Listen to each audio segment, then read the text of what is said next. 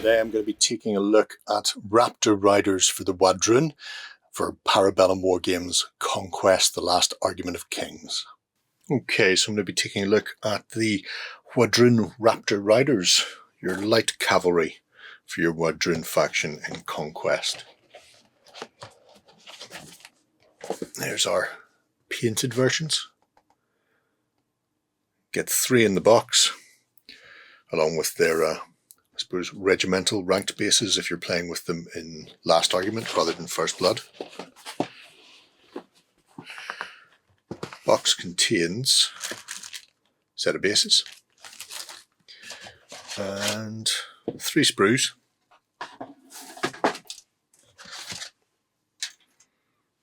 And finally our paperwork. So you get your unit card already pre-sleeved, which is nice. Get our instructions. So, single troop assembly example. It's not a full assembly guide for everybody. It shows you how to build one, and then it's up to you to build the rest. So as you can see, fairly simple build, with the exception of sticking the tongue in the middle there. And then the rider for the back. Also shows you the sprue layout, which is handy. As you can see, everything is numbered, but not all the numbers are sequential on the sprue. So where you have a 6 and an 8, you may not get the 7 on the same place. But when you're building, they are sequential. So if you've got a piece here and you're looking for the other half of it, you may find the other half is elsewhere. A couple of things to note.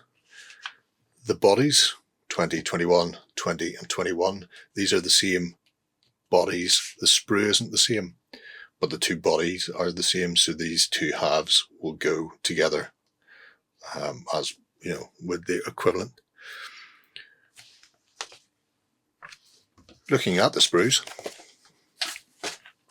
we get 3. So our first and smallest contains one of the bodies, some of the arms, and a lot of the heads for our riders. Nice level of detail on things like the lances or spears, which look like harpoons, very barbed, wicked.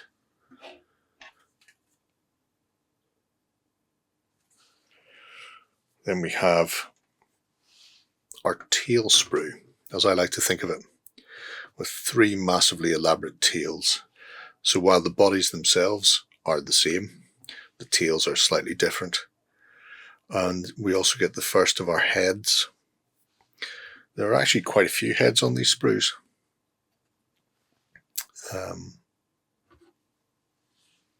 I think it's 6. I could be wrong. But it means you can have a bit of a play about. The front arms are also ball socketed, so you can position and rotate them a little, again to make your raptors look individual and unique. So there we have our sprues. One thing I will point out, if I can see it,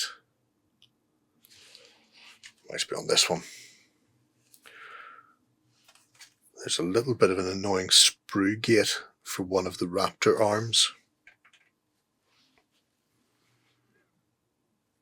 Oh yes. So this terminates inside the socket, which means you're going to have to carve that out somewhat without removing the front of the muscle of the arm. That I found irritating, but I did manage to build them anyway. Look at me go. The raptors, if you're wondering, are roughly 45mm tall to eye level and 140mm long from tip of tail to beak, snout, muzzle, whatever you want to call it. As you can see, here's one of our running, screaming raptors. That big sweeping tail. Again, pop these side by side. So same body, but the tails are different, as are the two heads and the positions of the arms. So you get a good amount of variation for the mounts. This one's screaming, let people know where he is. And my probably favourite, more low to the ground, coming at you like Cleopatra. Again, another one of those heads. So the build on the Raptor is very, very good. Easy to build. A nice solid body on them. Taking a look at some of the riders.